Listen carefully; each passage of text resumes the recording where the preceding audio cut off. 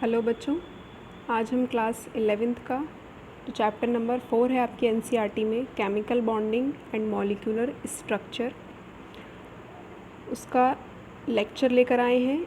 आज के लेक्चर में हम समझेंगे ऑक्टेट रूल क्या है, ऑक्टेट रूल कहाँ कहाँ अप्लाई होता है और अब ऑक्टेट रूल की क्या क्या लिमिटेशंस हमें देखने को मिलती हैं। तो ये कुछ चीज़ें आज हम इस लेक्चर में देखेंगे। तो वीडियो को शुरू करने से पहले चैनल को सब्सक्राइब कीजिए और अगर आपको वीडियो पसंद आए तो वीडियो के एंड में वीडियो को प्लीज़ लाइक ज़रूर कीजिएगा। तो लेक्चर हम शुरू करते हैं आज अपना। Chemical bonding and molecular structure, ये आपकी एनसीईआरटी में दिया हुआ चैप्टर नंबर 4 है। इसमें एक टॉपिक दिया है octet rule and it's limitation. Octet rule क्या है और उसकी लिमिटेशन क्या क्या देखने को मिलती हैं, ये दो चीज़ें आज हम इस टॉपिक में आज इस वीडियो में डिस्कस करते हैं। तो पहले समझते हैं कि ऑक्टेट रूल क्या है। ऑक्टेट रूल की एक जनरल डेफिनेशन क्या कहती है हमसे। तो octet rule also known as electronic theory of chemical bonding. Octet rule क्या है? ऑक्टेट रूल केमिकल बॉन्डिंग की इलेक्ट्रॉनिक थ्योरी भी है। मतलब जो इलेक्ट्रॉनिक कॉन्फ़िगरेशन होता है एलिमेंट्स का, उस इलेक्ट्रॉनिक कॉन्फ़िगरेशन में जो वैलेंस शेल के इलेक्ट्रॉन प्रेजेंट होते हैं। वैलेंस शेल कौन सा शेल होता है? हमारा आउटर मोस्ट शेल एलिमेंट्स का वैलेंस शेल कहलाता है। और इन्हीं के कॉम्बिनेशन से, इन्हीं के इलेक्ट्रॉन की शेयरिंग से या इलेक्ट्रॉन के ट्रांसफ़र होने से जो बॉन्डिंग बनती है वो होती है हमारी electronic theory of chemical bonding. इसी को हम ऑक्टेट रूल कहते हैं। डेफिनेशन देखते हैं इसकी। Atoms can combine either by transfer of valence electron. Atoms कैसे कंबाइन होते हैं? या तो उनका वैलेंस इलेक्ट्रॉन जो है वो ट्रांसफ़र हो जाए from one atom to another, एक एटम से दूसरे एटम की तरफ, और by sharing of valence electron. और कैसे? शेयरिंग से, जो वैलेंस शेल में इलेक्ट्रॉन है वो शेयरिंग हो जाए in order to have an octet in their valence shell. Valence shell में ऑक्टेट लाने के लिए, मतलब आउटर मोस्ट शेल जो वैलेंस शेल कहलाता है, उस शेल में 8 इलेक्ट्रॉन्स लाने के लिए दो तरीके हैं। एक तरीका है इलेक्ट्रॉन का ट्रांसफ़र कर दिया जाए। अगर एक एटम के पास ज़्यादा है और दूसरे एटम के पास कम है, तो वो जिसके पास ज़्यादा है या जो इलेक्ट्रॉन आसानी से दे सकता है वो दूसरे एटम को इलेक्ट्रॉन ट्रांसफ़र कर दे। और दूसरा तरीका है कि अगर किसी एक एटम के पास कम है तो वो शेयरिंग कर ले दूसरे एटम के साथ। ये दो तरीके होते हैं इलेक्ट्रॉन के ट्रांसफ़र और इलेक्ट्रॉन की शेयरिंग के। क्यों ज़रूरी है ये? क्योंकि वैलेंस शेल का ऑक्टेट कंप्लीट होना चाहिए। This is known as octet rule. इसी को हम क्या कहते हैं? ऑक्टेट रूल कहते हैं। होप आपको ऑक्टेट रूल की डेफिनेशन से क्लियर हो गया होगा कि ऑक्टेट रूल क्या है। अब इसके कुछ एग्जाम्पल्स को समझेंगे। आपके सामने दो एग्जाम्पल हैं। एक है BE बेरिलियम ब्रोमाइड का और दूसरा है बोरोन ब्रोमाइड का। पहले समझते हैं BE Br2 मतलब बेरिलियम ब्रोमाइड के एग्जाम्पल को। तो यहाँ पर आपके सामने बेरिलियम है। बेरिलियम का एटॉमिक नंबर कितना होता है?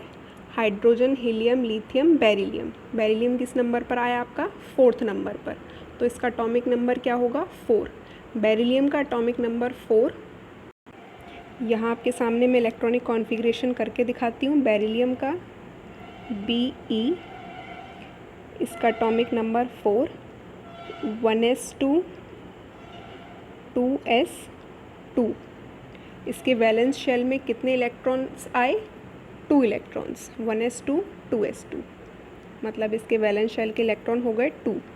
वहीं अगर हम ब्रोमीन की बात करें तो इसका एटॉमिक नंबर होता है 35। कितना एटॉमिक नंबर होता है ब्रोमीन का? 35। जब हम इसका इलेक्ट्रॉनिक कॉन्फ़िगरेशन करेंगे तो इसके जो लास्ट शेल आएगा वो 4s2 और 4p5 आएगा। यहाँ ब्रोमीन लिखा, एटॉमिक नंबर 35। इसका जब 1s2 2s2 इस तरह से करते जाएंगे तो जो मैं यहाँ पर सिर्फ आपके वैलेंस शेल के इलेक्ट्रॉन्स ले रही हूँ, इसके वैलेंस शेल के इलेक्ट्रॉन्स जो आएंगे वो आएगा 4s2 और 4p5। मतलब कितने इलेक्ट्रॉन्स हुए इसके पास? 7। अब यहाँ पर हमारे पास कितने ब्रोमीन हैं? 2। आउटर मोस्ट शेल में कितने इलेक्ट्रॉन्स हैं? 7। तो यहाँ देखिए बेरिलियम के पास 2 इलेक्ट्रॉन्स, एक हमने इलेक्ट्रॉन यहाँ शो किया इसका और एक इलेक्ट्रॉन इधर शो किया। अब आएगा ब्रोमीन के 7 इलेक्ट्रॉन्स, ये हमारा एक तरफ Br और दूसरी तरफ ये Br।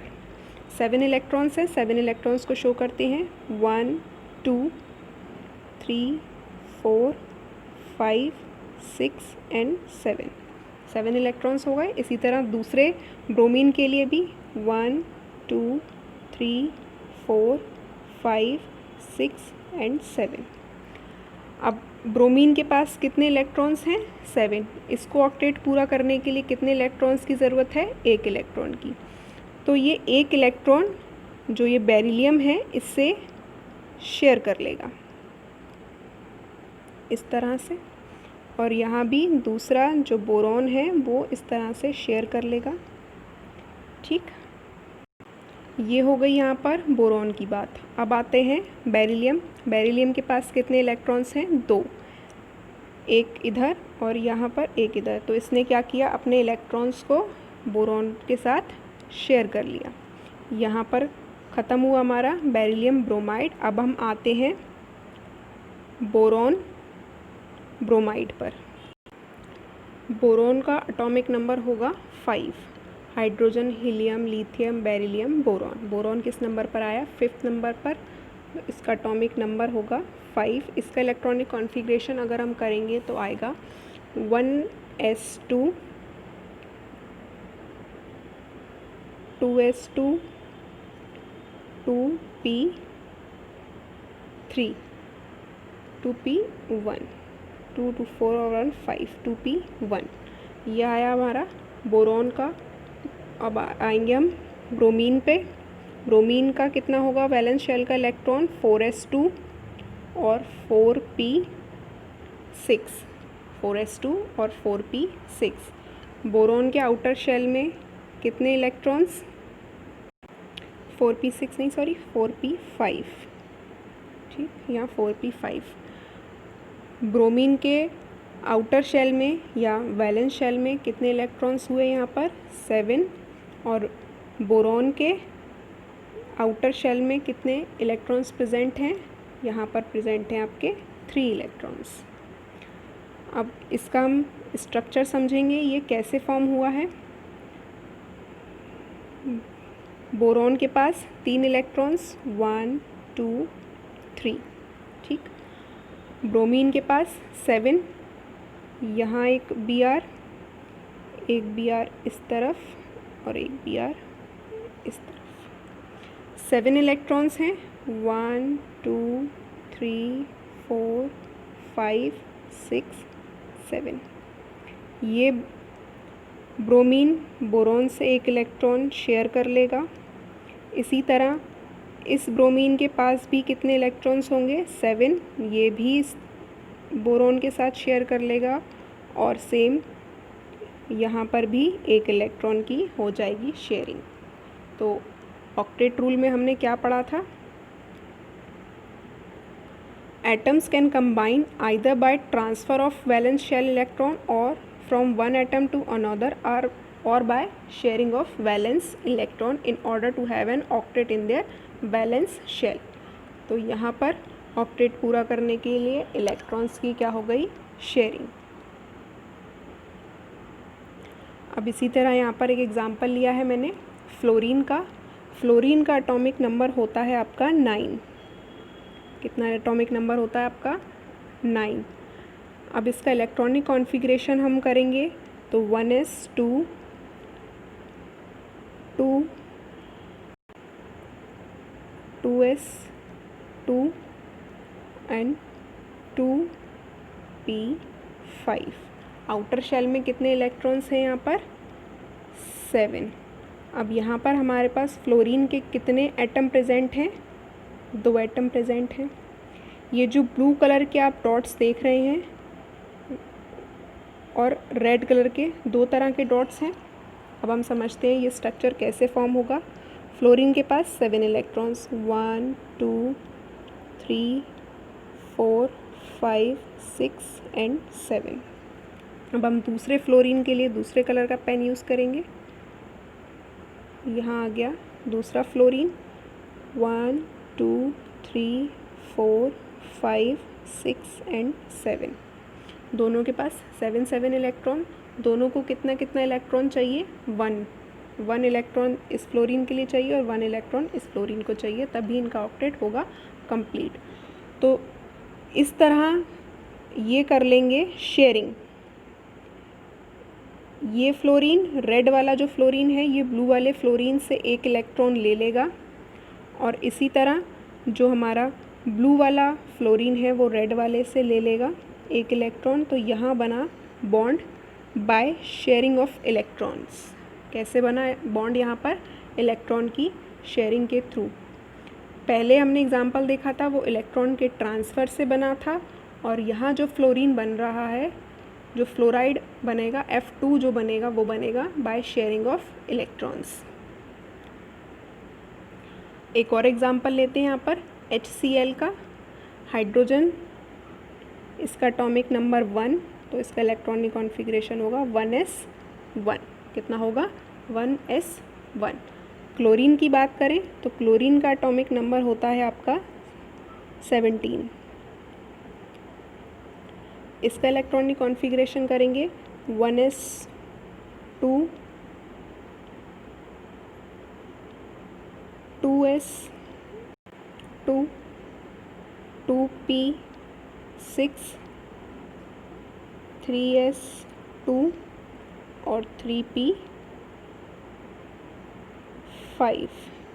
तो वैलेंस शेल में हाइड्रोजन के पास कितना इलेक्ट्रॉन है आपका? 1 है, और क्लोरीन के पास वैलेंस शेल के इलेक्ट्रॉन्स कितने हैं?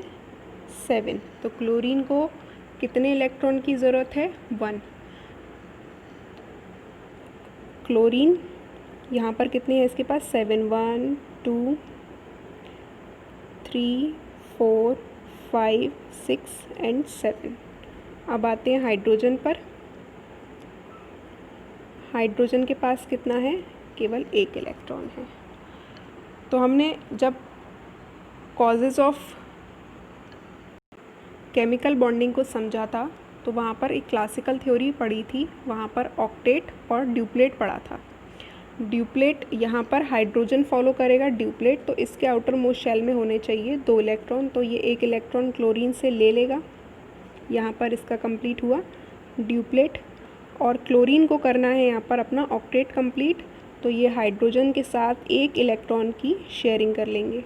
तो इस तरह से जो इनके बीच बॉन्ड बनेगा, ये कैसे बनेगा? Bye sharing of electron. कैसे बना यहाँ पर ये बॉन्ड इनका? शेयरिंग करने की वजह से। यहाँ पर आपको ऑक्टेट रूल समझ में आया होगा, कैसे इलेक्ट्रॉन्स की शेयरिंग होती है और कैसे इलेक्ट्रॉन का ट्रांसफ़र होता है। अब नेक्स्ट टॉपिक है आज का हमारा लिमिटेशन ऑफ ऑक्टेट रूल। कुछ लिमिटेशन है इस ऑक्टेट रूल की जिसकी वजह से ये हर जगह सेटिस्फाइड नहीं हो पाता। तो पहली इसकी लिमिटेशन है आपका incomplete octet of central atom. जो इसका सेंट्रल एटम होगा किसी भी एटम में, किसी भी मॉलिक्यूल में, उस सेंट्रल एटम का ऑक्टेट होगा इनकम्प्लीट। तो देखते हैं, in some compounds the number of electrons surrounding the central atom is less than 8। जब जो सेंट्रल एटम प्रेजेंट है कंपाउंड में, उस सेंट्रल एटम के पास जब 8 इलेक्ट्रॉन्स से कम इलेक्ट्रॉन्स होंगे तो वहाँ पर ऑक्टेट कंप्लीट नहीं हो पाएगा। तो ये एक इसकी हो गई limitation. This is specially in case with elements having less than 4 valence electron. जिन एलिमेंट्स के वैलेंस शेल में 4 या 4 इलेक्ट्रॉन से कम होंगे वहाँ पर जो सेंट्रल एटम होगा वो ऑक्टेट रूल को सेटिस्फाइड नहीं कर पाता। एग्जाम्पल देखते हैं यहाँ पर लिथियम क्लोराइड का। पहला एग्जाम्पल है हमारे पास लिथियम क्लोराइड। तो लिथियम का एटॉमिक नंबर कितना होता है, हाइड्रोजन हीलियम लिथियम, लिथियम का एटॉमिक नंबर होता है आपका 3। तो इसका इलेक्ट्रॉनिक कॉन्फ़िगरेशन करेंगे 1s2 और 2s1। आउटर मोस्ट शेल में कितने इलेक्ट्रॉन हैं, 1। तो ये कौन सा केस हुआ, इनकम्प्लीट ऑक्टेट है। 4 इलेक्ट्रॉन से अगर कम इलेक्ट्रॉन है किसी भी सेंट्रल एटम के पास तो वहाँ पर लिमिटेशन लग जाती है। अब आते हैं क्लोरीन पर। क्लोरीन का एटॉमिक नंबर अभी हमने देखा था 17। इसका इलेक्ट्रॉनिक कॉन्फ़िगरेशन करेंगे 1s2 2s2 2p6 3s2 और लास्ट में 3p5। आउटर मोस्ट शेल में 7 इलेक्ट्रॉन। तो लिथियम और क्लोरीन के बीच में जब इलेक्ट्रॉन्स की शेयरिंग होगी, लिथियम किसको फॉलो करने लगेगा, फिर वो ड्यूप्लेट को फॉलो करने लगेगा, ऑक्टेट रूल वहाँ पर नहीं लगेगा। सेम कंडीशन बाकी के ये जो 2 कंपाउंड्स है आपके पास, बेरिलियम हाइड्राइड और बोरोन ट्राइक्लोराइड, इनके साथ भी सेम चीज़ अप्लाई होगी। इनका जो सेंट्रल एटम है यहाँ पर बेरिलियम, यहाँ बोरोन, इनके सेंट्रल एटम, ये जो सेंट्रल एटम प्रेजेंट हैं इनके आउटर मोस्ट शेल में 4 इलेक्ट्रॉन से कम इलेक्ट्रॉन है, इसीलिए वो क्या शो करते हैं, इनकम्प्लीट ऑक्टेट, और वहाँ लग जाती है हमारी लिमिटेशन। नेक्स्ट चलते हैं। ये आपके सामने बेरिलियम क्लोराइड और बोरोन ट्राइक्लोराइड का एग्जाम्पल। यहाँ पर बेरिलियम के पास कितने इलेक्ट्रॉन्स दिख रहे हैं आपको, सेम कलर के डॉट्स जो हैं वो 2 हैं। इधर बोरोन के पास कितने हैं, 3, लेस देन 4 हैं, इसीलिए यहाँ पर ऑक्टेट रूल फॉलो नहीं हो रहा। ये एक लग जाती है, कुछ कंपाउंड्स में लग जाती है इस तरह से ऑक्टेट रूल की लिमिटेशन। नेक्स्ट एग्जाम जो हमारा ऑक्टेट रूल का एग्जाम्पल है वो है ऑड इलेक्ट्रॉन्स मॉलिक्यूल। क्या है odd electron molecule, in molecules with an odd number of electron. कुछ मॉलिक्यूल्स जिनके पास ऑड नंबर ऑफ इलेक्ट्रॉन्स हैं, जैसे nitric oxide NO, nitrogen dioxide NO2, the octet rule is not satisfied for all atoms. इस तरह के atoms जो हैं हमारे पास, वहाँ पर जो सेंट्रल एटम है, मतलब जो नाइट्रोजन है, उसके पास odd number of electrons present रहते हैं, इस वजह से ये ऑक्टेट रूल को फॉलो नहीं कर पाते हैं। समझते हैं इसको एग्जाम्पल से। नाइट्रोजन, इसका एटॉमिक नंबर होता है 7। इलेक्ट्रॉनिक कॉन्फ़िगरेशन करने पर 1s2 2s2 2p3। Outer most shell में कितने इलेक्ट्रॉन्स हुए इसके पास, 5। Oxygen atomic number 8, 1s2 2s2 2p4। Outermost shell में कितने इलेक्ट्रॉन्स हुए इसके पास, 6। नाइट्रोजन के पास 5 और ऑक्सीजन के पास होंगे 6। अब हम एग्जांपल देखते हैं पहले नाइट्रिक ऑक्साइड मतलब NO का। NO के बीच में इलेक्ट्रॉन्स कैसे शेयर होंगे, कैसे ये यहाँ पर लिमिटेशन लगा देता है ऑक्टेट रूल के लिए। तो नाइट्रोजन के आउटर मोस्ट शेल में हमारे पास 5 इलेक्ट्रॉन हैं, तो ये हमारा नाइट्रोजन 1 2 3 4 एंड 5। ऑक्सीजन पर आते हैं।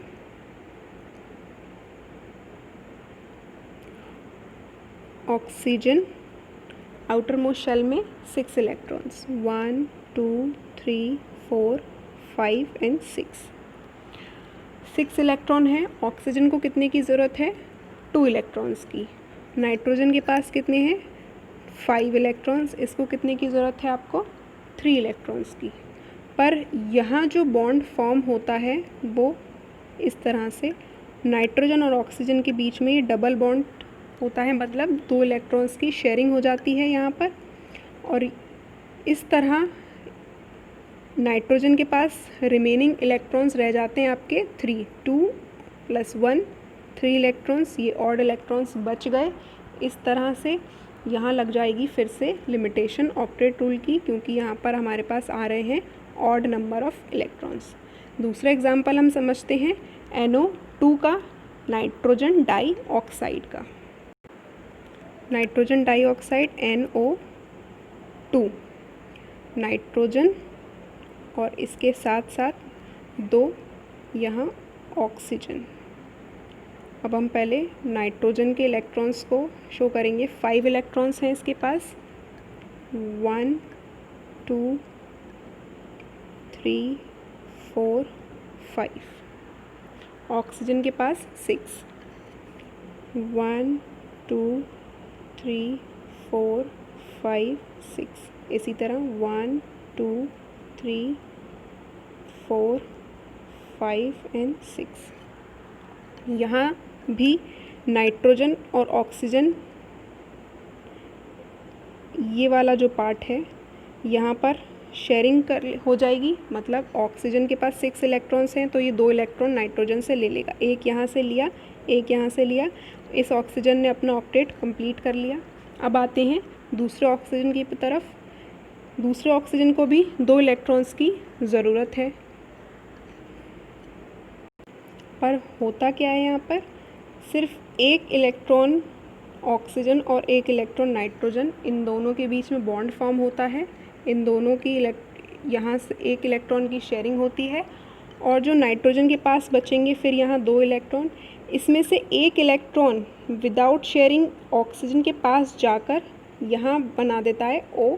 मतलब अब जो इसका स्ट्रक्चर फॉर्म होगा वो कुछ इस तरह से दिखेगा, NO, यहाँ ऑक्सीजन, इस ऑक्सीजन के पास 1 2 3 4, यहाँ 2 इलेक्ट्रॉन्स की शेयरिंग हो गई तो यहाँ डबल बॉन्ड। इसी तरह एक नाइट्रोजन के पास एक इलेक्ट्रॉन ये बचा, और यहाँ आ जाएगा इलेक्ट्रॉन देने के बाद positive charge.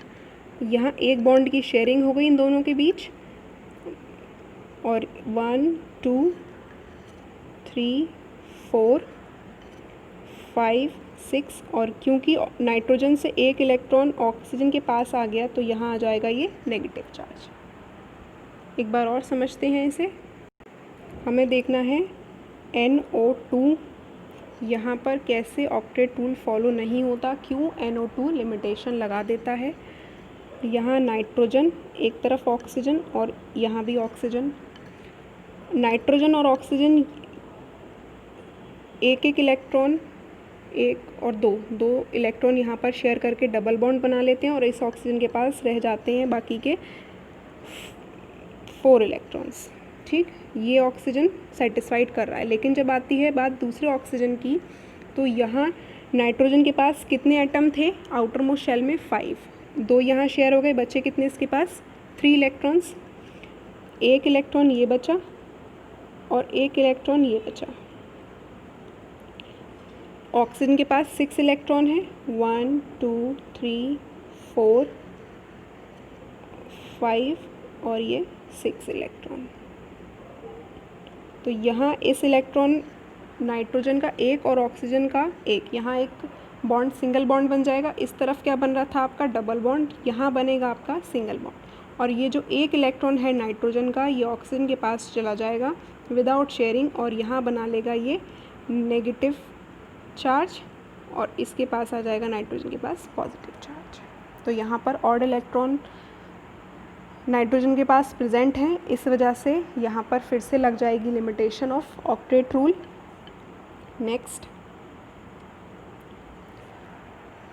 Next third limitation क्या है ऑक्टेट रूल की? The octet rule based upon the chemical inertness of noble gases. यही इसका कोर कॉन्सेप्ट है कि जो ऑक्टेट रूल है वो किस पर बेस्ड होता है? नोबल गैसेस की इनर्टनेस पर। क्या होती है नोबल गैसेस की inertness? Noble gas inert gas भी कहलाती हैं। क्यों कहलाती हैं? क्योंकि उनका आउटर मोस्ट शेल कंप्लीट होता है। आउटर मोस्ट शेल में 8 इलेक्ट्रॉन प्रेजेंट रहते हैं, इसीलिए ये किसी भी अदर एटम के साथ इलेक्ट्रॉन्स की शेयरिंग नहीं करती है तो किसी भी केमिकल रिएक्शन में पार्ट नहीं लेती है। पर however some noble gases xenon and krypton, कुछ नोबल गैसेस जैसे ज़ेनॉन और krypton also combine with oxygen, oxygen के साथ भी कंबाइन हो जाती हैं, एंड फ्लोरीन, और फ्लोरीन के साथ भी कंबाइंड हो जाती हैं, to form a number of compounds like XeF2, KrF2, XeOF2। ये कुछ कंपाउंड्स हैं। इन कंपाउंड्स में ज़ेनॉन जो कि एक नोबल गैसेस है और क्रिप्टॉन अगेन ये भी एक नोबल गैस है, तो ये फ्लोरीन और ऑक्सीजन के साथ कंबाइंड हो पा रही हैं।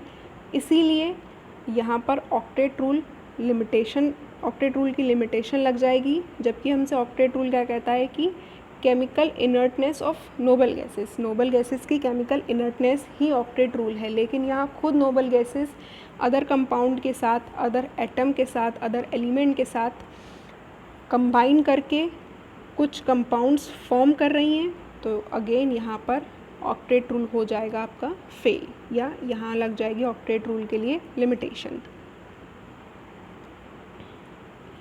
ZnF2 ये कुछ इस तरह का आपका स्ट्रक्चर फॉर्म होता है इलेक्ट्रॉन्स की शेयरिंग से। KrF2 यहाँ भी क्रिप्टॉन जो एक नोबल गैस है, इसने फ्लोरीन के साथ रिएक्शन करके बनाया KrF2 जो कि नहीं बनना चाहिए था अगर हम ऑक्टेट रूल को मानते हैं, पर यहाँ पर KrF2 बन रहा है, तो यहाँ पर ऑक्टेट रूल फॉलो नहीं हो पा रहा। फिफ्थ लिमिटेशन क्या है? It does not account for the shape of molecule. Octet rule ने ये तो बता दिया कि कोई भी एलिमेंट अगर आउटर मोस्ट शेल में 8 इलेक्ट्रॉन रखता है तो वो केमिकली इनर्ट हो जाएगा, पर यहाँ पर जो कंपाउंड फॉर्म होगा अपना ऑक्टेट कंप्लीट करने के बाद, उस कंपाउंड की क्या शेप होगी, उस मॉलिक्यूल की क्या शेप होगी, ये ऑक्टेट रूल हमें नहीं बता पाया। नेक्स्ट इसका जो सिक्स्थ लिमिटेशन है ऑक्टेट रूल की, वो क्या है? It does not explain the relative stability of molecules being totally silent about the energy of molecule. Octet rule मतलब आउटर मोस्ट शेल में 8 इलेक्ट्रॉन कंप्लीट हो गए तो स्टेबल हो गया, कंपाउंड स्टेबल हो गया, वो फर्दर रिएक्ट नहीं करेगा, आगे रिएक्ट नहीं करेगा। पर ये इसकी लिमिटेशन क्या लग गई? Totally silent about energy of molecule. अगर वो स्टेबल हो गया तो उस मॉलिक्यूल की एनर्जी का क्या हुआ, एनर्जी के बारे में, उस सर्टेन एलिमेंट की, उस सर्टेन कंपाउंड की एनर्जी के बारे में ऑक्टेट रूल ने कुछ भी एक्सप्लेन नहीं किया। तो यहाँ कुछ ये टोटल 6 लिमिटेशन है आपके ऑक्टेट रूल की। इसके बाद नेक्स्ट जो टॉपिक है हमारा वो है expanded octet rule. Expanded octet rule exams में जो आपके होम एग्ज़ामिनेशन होंगे उसमें तो शायद ही किसी टीचर ने पूछा होगा, पर ये आपके IIT नीट और JEE मेंस एडवांस के जो क्वेश्चंस आते हैं वहाँ पर ऑक्टेट रूल से आप क्वेश्चन एक्सपेक्ट कर सकते हैं। तो आप समझेंगे थर्ड टॉपिक हमारा आज का एक्सपेंडेड ऑक्टेट रूल। क्या है expanded octet rule? Elements in और beyond the third periodic table have apart from 3s and 3p orbitals, 3d orbitals are also available for bonding। मतलब जो थर्ड ग्रुप है आपका पीरियोडिक टेबल में, उस third group के बियॉन्ड जब हम चलना शुरू करेंगे, उस थर्ड ग्रुप में पीरियोडिक टेबल की, और उससे बियॉन्ड, उससे आगे जब चलना शुरू करेंगे तो हमारे पास 3d ऑर्बिटल, मतलब कि d ऑर्बिटल प्रेजेंट होना शुरू हो जाता है, d ऑर्बिटल हमारे पास आना शुरू हो जाता है। तो in these elements there are more than 8 valence electron. तो यहाँ d ऑर्बिटल में क्या होगा, मोर देन 8 वैलेंस इलेक्ट्रॉन होते हैं। समझाते हैं, आपका जो s ऑर्बिटल होता है उसमें मैक्सिमम इलेक्ट्रॉन कितने आ सकते हैं, आपको मालूम है 2 इलेक्ट्रॉन्स। p जो ऑर्बिटल है उसमें कितने इलेक्ट्रॉन आ सकते हैं आपके 6। अगर हम d की बात करें तो d में आ सकते हैं आपके 10 और f ऑर्बिटल इसमें आ सकते हैं आपके 14 इलेक्ट्रॉन्स। तो यहाँ पर मोर देन 8 कहाँ से शुरू हो गए, आपके d से स्टार्ट हो गए। More than 8 electrons around the central atom, this is termed as expanded octet. यहाँ पर 8 इलेक्ट्रॉन से ज़्यादा एक्सपेंड होना शुरू हो गए, यही क्या कहलाता है आपका एक्सपेंडेड ऑक्टेट रूल। दोबारा समझते हैं, आपके पीरियोडिक टेबल में थर्ड पीरियड और उससे बियॉन्ड जब हम जाना शुरू करते हैं तो वहाँ पर d ऑर्बिटल प्रेजेंट हो जाता है, हमें मिलने लगता है इलेक्ट्रॉन कॉन्फ़िगरेशन जब हम करेंगे। तो ये क्या है, मोर देन 8 इलेक्ट्रॉन्स रखता है d ऑर्बिटल। यही मोर देन 8 इलेक्ट्रॉन्स रखने की टेंडेंसी किसी भी एलिमेंट की अगर उसके पास d ऑर्बिटल है तभी वो रख पाएगा। यही क्या कहलाता है आपका एक्सपेंडेड ऑक्टेट रूल। ये आपके सामने एग्जांपल है ज़ेनॉन फ्लोराइड का। इसमें अगर हम टोटल नंबर ऑफ़ इलेक्ट्रॉन्स की बात करें तो यहाँ कितने हैं, 36 वैलेंस इलेक्ट्रॉन हैं। मोर देन 8, ये बहुत ज़्यादा है 8 से। तो यही क्या कहलाता है आपका एक्सपेंडेड ऑक्टेट रूल। नेक्स्ट आपका PCl5 है। PCl5 में वैलेंस शेल के इलेक्ट्रॉन्स होते हैं 40। अगर हमें इन 40 इलेक्ट्रॉन्स को वैलेंस शेल के काउंट करें तो इस क्लोरीन से शुरू करते हैं। इस क्लोरीन के पास आप डॉट देख रहे हैं 2 4 6 और एक ये जो बॉन्ड बना रहा है इस तरह कितने हो गए इसके पास 7। और क्लोरीन कितने प्रेजेंट है हमारे पास 1 2 3 4 5। तो 7 × 5 कितने हो गए यहाँ पर, क्लोरीन के ही 35 हो गए। अब आते हैं फॉस्फोरस पर। फॉस्फोरस 4 और एक ये 5 क्लोरीन से अटैच है, तो ये कितने हो गए 5। टोटल कितने हो गए यहाँ पर 40 वैलेंस शेल इलेक्ट्रॉन है। तो यहाँ पर 8 इलेक्ट्रॉन से ज़्यादा वैलेंस शेल में इलेक्ट्रॉन प्रेजेंट होने लग गए। तो ये क्या है हमारा एक्सपेंडेड ऑक्टेट रूल। नेक्स्ट चलते हैं, आपका SF6। यहाँ पर 48 वैलेंस इलेक्ट्रॉन्स हैं। काउंट करेंगे, फ्लोरीन के पास 7, एक फ्लोरीन के पास 7 है और फ्लोरीन कितने हमारे पास 1 2 3 4 5 6। 7 × 6 ये हो गए हमारे पास टोटल 42। अब आते हैं सल्फ़र पर। ये कितने फ्लोरीन से अटैच है 1 2 3 4 5 6 7। अगेन 7 से +7 कर दो इसमें तो 6 है, 7 नहीं 6। तो ये हो जाएगा हमारे पास टोटल 48 वैलेंस इलेक्ट्रॉन यहाँ पर हमारे प्रेजेंट हैं।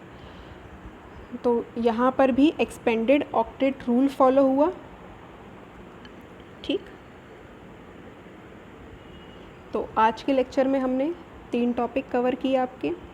ऑक्टेट रूल को समझा, इलेक्ट्रॉन्स की शेयरिंग और इलेक्ट्रॉन्स का ट्रांसफ़र किस तरह होता है, ऑक्टेट रूल की लिमिटेशंस को देखा और एक नई चीज़ देखी एक्सपेंडेड ऑक्टेट रूल, जहाँ पर एलिमेंट के पास या एटम के पास अगर वैलेंस शेल में 8 इलेक्ट्रॉन से ज़्यादा इलेक्ट्रॉन प्रेजेंट हैं तो वो क्या होगा, d ऑर्बिटल होगा उसका।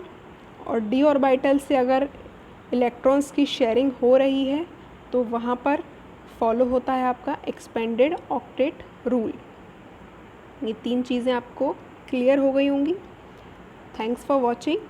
अगर आपको वीडियो पसंद आया हो, आपको कॉन्सेप्ट क्लियर हुए हो तो ज़रूर से लाइक बटन को प्रेस करिए, चैनल को सब्सक्राइब कीजिए।